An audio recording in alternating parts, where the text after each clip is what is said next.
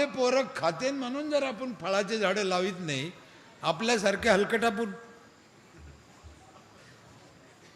मी एका गावात म्हणलं होतो, इतका जर तुम्हाला लेकराचा राग आहे, मग त्या भानगडीतच कशाला गेले? काही गरज पडली होती त्याच्या वाचून? रामदेव बाबाच्या आश्रमात जाऊन राहायचं ना, कशाला कुठं नाही गेलं? हो, आपल्या लेकरानं फळं तोडून खाल्ले, आनंद व्हायला पाहिजे. उलट त्याचा हात नाही पुरला तर तुम्ही त्याला टेकू द्यायला पाहिजे, खाऊ द्या ना. माझ्या घरी कमीत कमी मला वर्षाला 400 नारळ फुकट भेटते आज. कशाला म्हणते? म्हणून पाणी स्वच्छ प्या, झाडं भरपूर लावा,